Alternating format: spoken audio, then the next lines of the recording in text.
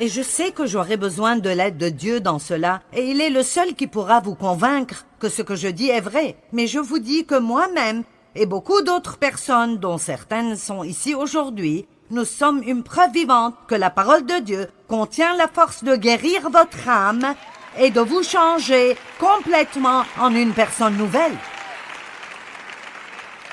Vous n'avez pas à rester une victime de quoi que ce soit. Alléluia. Oh, voyons ce que nous avons ici. Oh, ouh. L'amour de Dieu, je me demande ce que ça pourrait me faire. Contre la culpabilisation et la honte. Prenez-le jusqu'à ce que tous les symptômes aient disparu. Si vous faites une rechute, rechargez et prenez-en plus. Rechargement gratuit et illimité. Wow! Docteur Jésus, alléluia. Oh! Oh! Toute une bouteille d'humilité.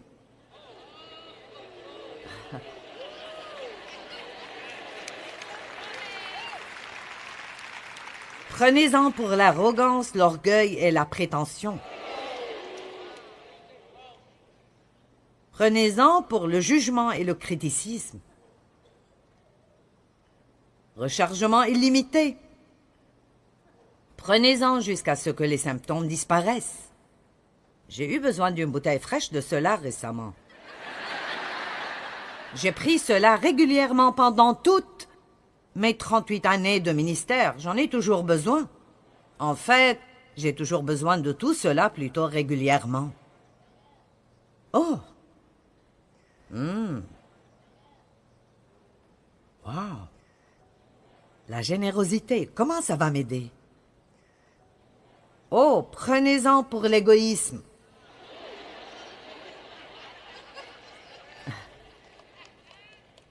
Wow! Prenez-en jusqu'à ce que les symptômes disparaissent. Vous savez quoi? J'étais si égoïste et égocentrique, et j'étais né de nouveau, baptisé par le Saint-Esprit et dans le ministère, et j'étais si égoïste et égocentrique. Et j'étais si malheureuse, et je ne savais pas pourquoi. Je pensais que c'était la faute de Dave. Je pensais que si mon ministère grandissait, j'aurais été heureuse. Et si mon dos ne me faisait pas mal, j'aurais été contente. Je pensais que si j'avais plus d'argent, j'aurais été contente. Si mes enfants agissaient mieux, j'aurais été heureuse. Allez! Et dans l'un de mes grands moments de prière, j'ai dit à Dieu, « Je ne sais pas ce qui ne va pas en moi, Seigneur. Je vais à l'église chaque semaine. Je suis à l'accueil.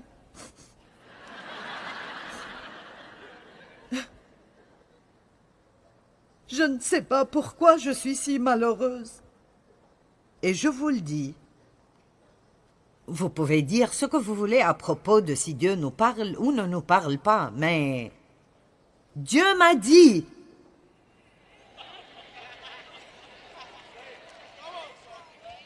Tu es malheureuse parce que tu es égoïste.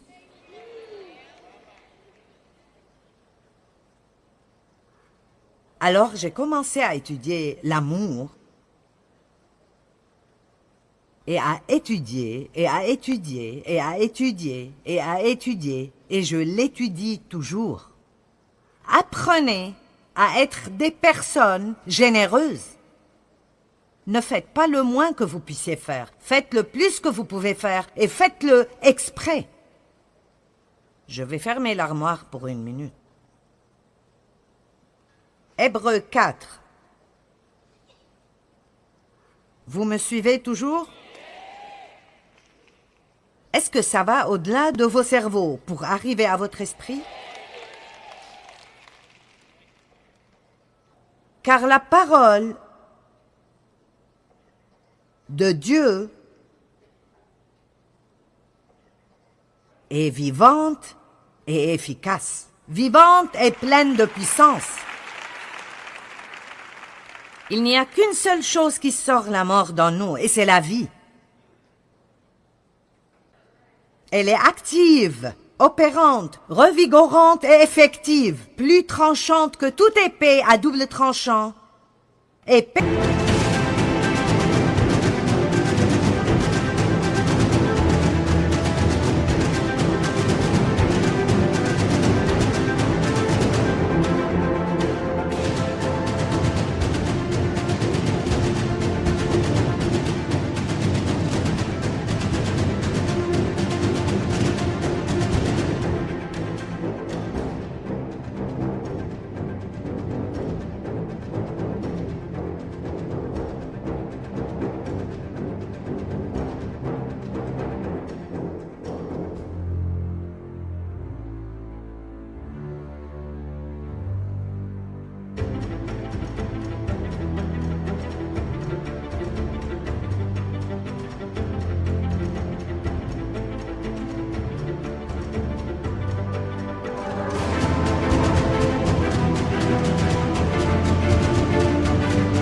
pénétrant jusqu'à la division de l'âme et de l'esprit, des jointures et de la moelle, des parties les plus profondes de notre nature. Elle expose, trie, analyse et juge les dispositions et les pensées du cœur.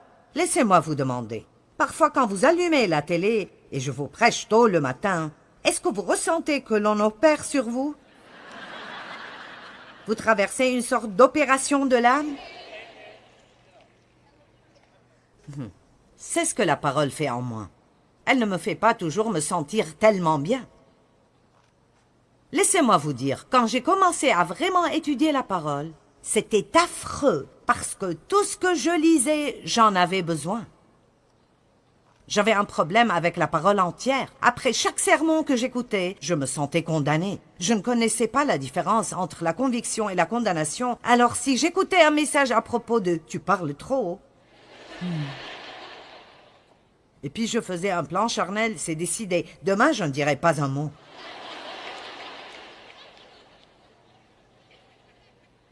Et je marchais à la maison. Et quelqu'un me disait, qu'est-ce qui te prend aujourd'hui? Et je disais, si je parle, vous n'aimez pas. Et si je ne parle pas, vous n'aimez pas. Vous savez comment on appelle ça? La chrétienté enfantine et bébé. Je ne savais pas que ce que je devais dire était « Oui, Seigneur, tu as raison, je suis convaincu. Je dis beaucoup de choses qui blessent les jambes, et je dis beaucoup de choses qui me blessent à moi, et je veux changer, et je te demande de me changer, et j'irai à ta parole, et je prendrai mes médicaments. » Allez, laissez-moi vous dire, vous pouvez prendre n'importe quel verset dans les Proverbes, à propos de la bouche, et vous commencerez une grande guérison dans vos vies. Vous devrez y retourner la semaine d'après pour prendre une autre dose, et vous devrez retourner la semaine d'après pour prendre une autre dose. Allez!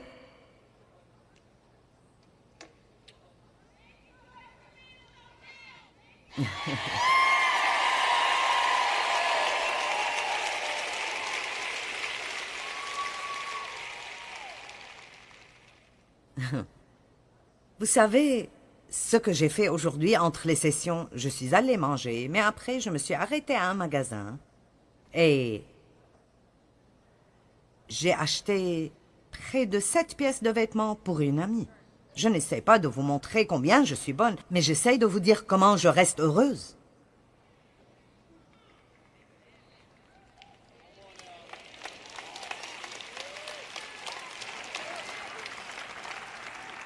T'es-tu acheté quelque chose? Oui, je me suis acheté 2 ou 3 choses. Mais, je vous dis la vérité, j'ai découvert que la seule façon d'être heureuse est d'être agressivement généreuse. Et je n'attends pas que l'envie me vienne, je n'attends pas de vouloir l'être, je le fais exprès chaque jour, parce que j'ai perdu assez d'années de ma vie à être triste et énervée, et maintenant je veux être heureuse. Alors chaque jour, je me réveille et je prends une grande cuillerée de générosité. Oh, où est-il passé? Oh! Oh, mon Dieu! Ah, le voici. J'ai pensé que je devrais aller pour en acheter plus. Est-ce que quelqu'un comprend ce que je dis? Je vous défie de, si vous savez, si vous êtes égoïste, de l'admettre. Combien sont égoïstes? Merci. Combien sont parfaits et n'ont besoin de rien de ce que je dis?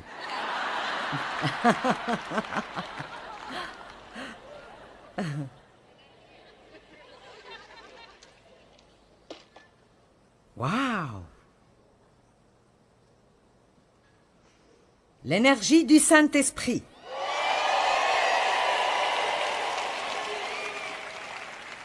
Prenez-en pour la paresse aussi souvent que vous en avez besoin.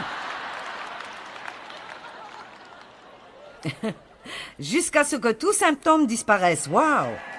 Rechargement illimité, Docteur Jésus. Waouh! Oh oh! La sagesse. Prenez-en pour la stupidité aussi souvent qu'il le faut.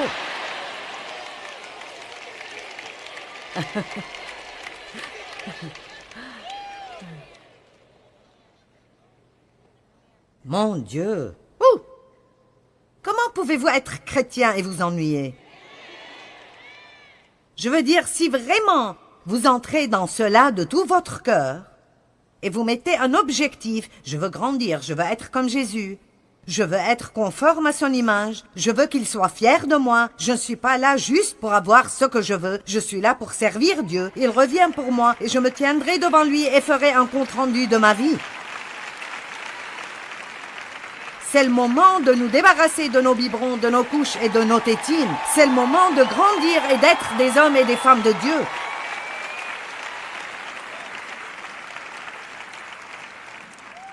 Au moins, si vous ne voulez pas prendre vos médicaments et voulez rester malade exprès,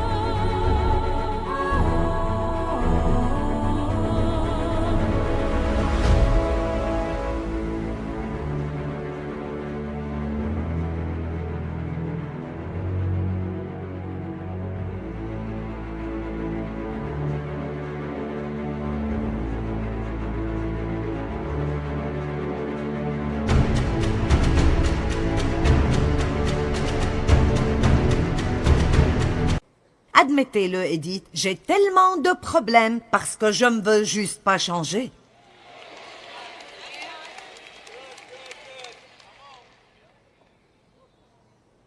Laissez-moi vous donner un exemple. Vous savez, je me souviens qu'une fois, Dave et moi nous disputions et je me suis tellement énervée contre lui. Il m'a blessée et vous savez comment c'est. Vous allez dans toutes les chambres de la maison, sauf celle où il est. Vous ne parlez plus, vous murmurez seulement. Vous ne voulez pas cuisiner quelque chose qu'il aime, ou porter quelque chose qu'il aime, ou quoi que ce soit. Et je suis passée par là, et ça ne m'intéresse pas de faire ça de nouveau, et alors... Je suis allée dans mon bureau, je me suis assise par terre, et j'ai mis cette histoire devant moi. Et je me suis couchée et j'ai dit, maintenant Seigneur, je ne me lèverai pas avant que tu me donnes la grâce de sortir de cette chambre et d'agir comme si de rien n'était. Je refuse de partir avant que tu ne me donnes la grâce de lui pardonner. Et je n'ai pas dû chercher beaucoup de versets, et je sais assez bien où ils sont tous. Et assez tôt, j'ai pensé, je pense que les médicaments marchent. Pfiou. Merci Seigneur.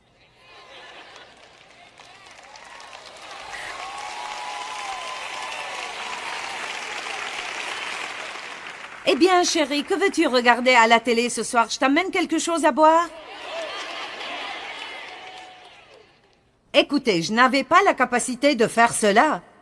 Mais il y a de la grâce et de la puissance dans la parole de Dieu. C'est un médicament pour votre âme. Et si vous arrêtez d'essayer de faire cela par vous-même, et vous allez à Dieu en vous attendant à ce que la parole fasse son travail en vous. Ça prendra un peu de temps pour que vous compreniez, alors j'ai plus d'aide pour vous. Nous avons besoin d'étudier la parole, et de connaître la parole, et de méditer sur la parole, mais aussi de proclamer la parole. Vous devez savoir assez pour proclamer la parole de Dieu à haute voix, toute la journée, quand il vous est possible de le faire. Dieu m'aime, mes péchés sont pardonnés, il n'y a plus de condamnation. Je m'attends à ce que de bonnes choses arrivent aujourd'hui. Mais j'ai fait votre devoir pour vous. Nous appelons cela le livre mauve. Je ne sais pas pourquoi, c'est juste parce qu'il est mauve. Il est intitulé « La puissance secrète de la proclamation de la parole de Dieu ». Vous voyez, ils ont ce livre. Et il est petit, je veux dire, vous pouvez le porter dans votre sac, ou le mettre dans votre valise, ou dans la boîte à gants de votre voiture, n'importe. Et, en fait, j'ai divisé ce livre en quelques catégories pour que, quand vous faites face à une attaque, votre médicament est juste là. La colère, l'onction, l'anxiété, l'inquiétude, l'autorité, les compromis, les responsabilités civiques, les confessions, la confiance. Par exemple, disons que je ressens que je ne suis pas vraiment sûr de moi aujourd'hui. J'ai un vrai sentiment d'insécurité. Et je dois faire une demande d'emploi ici, et je suis effrayée. Voyons. Voyons.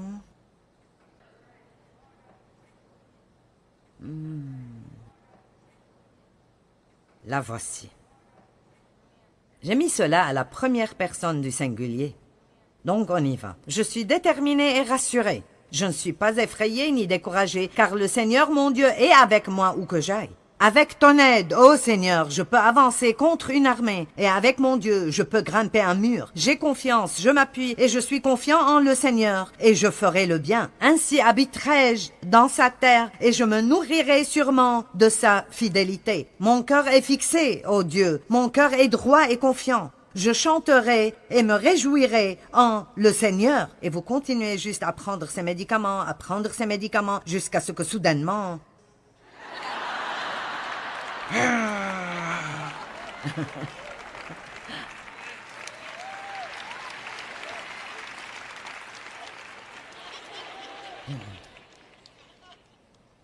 Vous me suivez?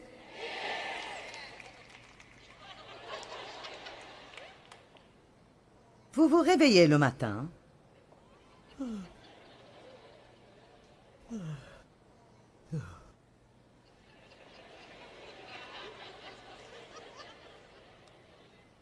Oh, Jésus, aide-moi.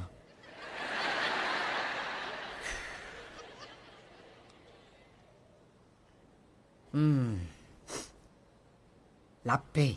Oh. Prenez-en pour l'anxiété, l'inquiétude et l'irritabilité. Prenez-le jusqu'à ce que tous les symptômes disparaissent. Seigneur, aie pitié. Oh, je pense que c'est ce que je pense que c'est. Qu'est-ce qui vient dans les...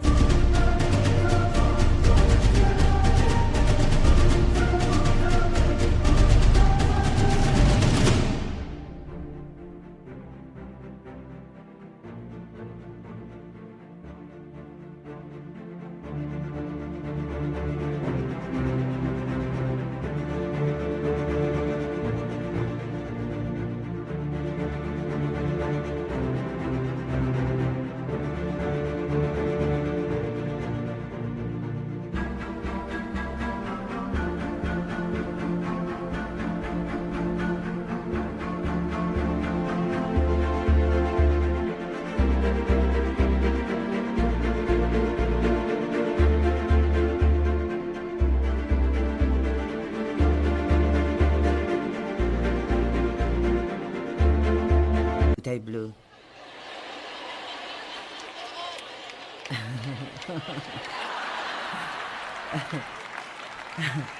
Oh, bonté, je pense que c'est le mot en D. Je ne prendrai pas ça.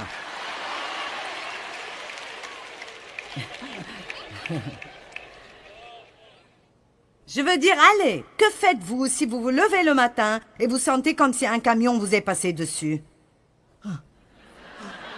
Trouvez ce paquet de médicaments. Combien d'entre vous doivent prendre des médicaments chaque jour? D'accord. Combien d'entre vous en prenez? Ah, si vous les oubliez, êtes-vous jamais retourné pour les prendre? Si vous en êtes à court, vous allez en amener plus. Vous vous assurez d'arriver avant que la pharmacie ne soit fermée. Nous sommes vraiment radicaux quand nous avons quelque chose dont nous pensons que ça éliminera notre douleur. Eh bien, tout ce que je demande est que nous soyons même juste à moitié aussi radicaux concernant nos poisons de l'âme que nous le sommes à propos des choses qui nous rendent misérables dans la chair et que nous commencions à vraiment regarder la parole de Dieu comme le remède pour votre âme. Écoutez cela. Oh, j'ai tellement de choses ici. Je pourrais prêcher 40 messages. La traduction d'Isaac Lizer de l'Exode 15-26 dit « Je suis le Seigneur, votre médecin. Le médicament que je prescris est ma parole. »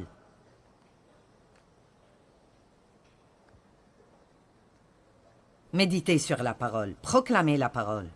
Matthieu 7-24.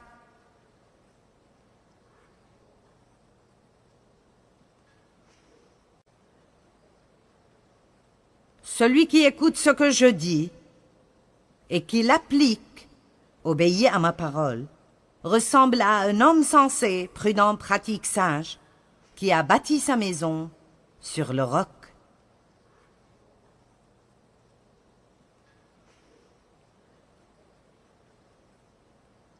Regardons le verset 25. Il a plu à verse, les fleuves ont débordé, les vents ont soufflé contre cette maison. Elle ne s'est pas effondrée. Nous n'avons pas à avoir peur du tout des temps dans lesquels nous vivons. Si nous avons construit notre maison sur le roc,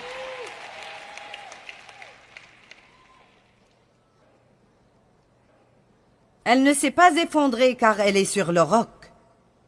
Mais celui qui écoute mes paroles sans faire ce que je dis ressemble à un homme assez fou pour construire sa maison sur le sable.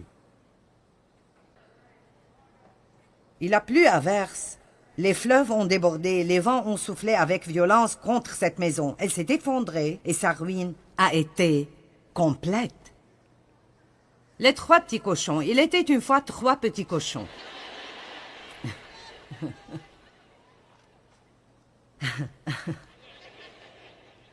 Un cochon a bâti une maison avec de la paille et le second l'a bâtie avec des brindilles.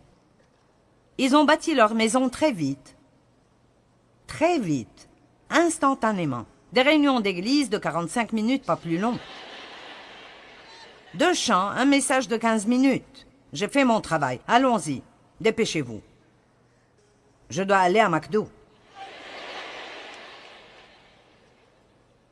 Ils ont bâti leur maison très vite, et puis ils ont chanté et dansé toute la journée parce qu'ils étaient paresseux.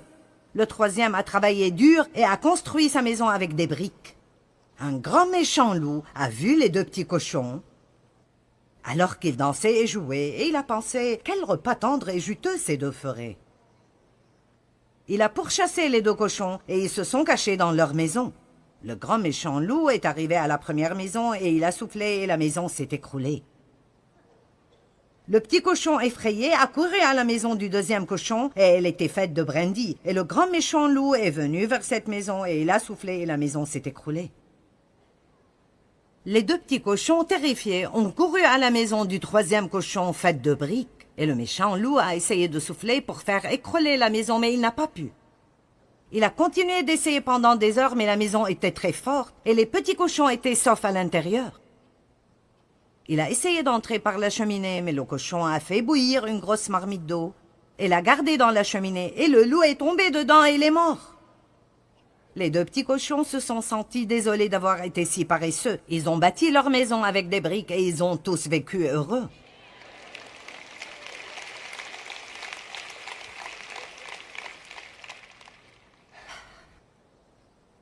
Apocalypse 19.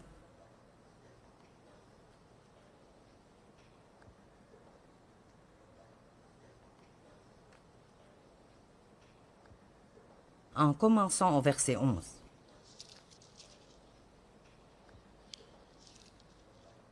J'ai lu ceci ce matin et j'ai voulu me mettre debout dans ma chambre d'hôtel et crier à haute voix.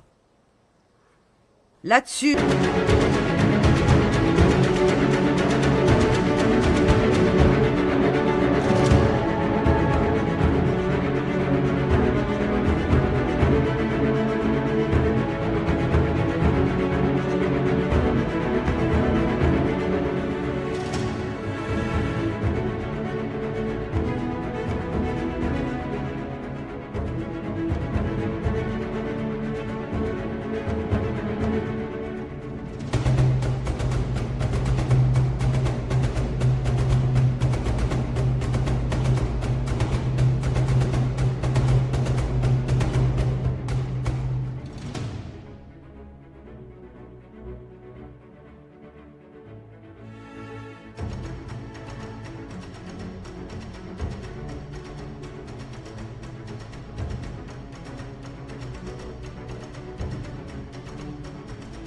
Je vis le ciel ouvert. Et voici, il y avait un cheval blanc. Son cavalier s'appelle Fidèle, digne de confiance, loyal, incorruptible, droit et véritable. Il juge avec équité, il combat pour la justice, la sainteté, la vertu et la droiture. Ses yeux flamboient comme une flamme ardente. Sur sa tête étaient plusieurs couronnes et diadèmes. Il avait un titre, un nom, écrit que personne d'autre ne connaît et ne comprend. Et il était revêtu d'un vêtement teint de sang. Le titre par lequel il est appelé est la parole de Dieu. La parole de Dieu. La parole de Dieu. Et le titre par lequel il est appelé est la parole du Dieu vivant. Et Christ, la parole de Dieu, est devenu chair et a habité parmi nous. Et le Saint-Esprit a oint des hommes pour écrire ce que l'on appelle la Bible, et personne n'a jamais pu s'en débarrasser ou la détruire. Ils l'ont gardée cachée pendant longtemps. On appelle cela l'âge des ténèbres. C'est normal que cela s'appelle l'âge des ténèbres, parce qu'ils avaient caché la lumière du monde. Mais comme Dieu le fait toujours, il s'est libéré. Et laissez-moi vous le dire, Dieu se libérera de nouveau dans notre société, parce que personne ne se débarrassera de Dieu. Vous ne pouvez pas vraiment exclure Dieu des écoles. Vous ne pouvez pas le faire sortir de quoi que ce soit, parce qu'il possède tout et il est tout.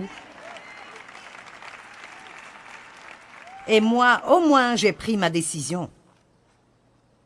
J'aimerai la parole, je vivrai par la parole. Je mangerai la parole, je méditerai sur la parole, j'étudierai la parole, je proclamerai la parole, parce qu'elle est le remède dont j'ai besoin pour tous les poisons dans mon âme. Et c'est ce que vous devez faire aussi pour le poison dans votre âme. Allez, prenons un engagement d'aimer la parole comme jamais nous ne l'avons fait.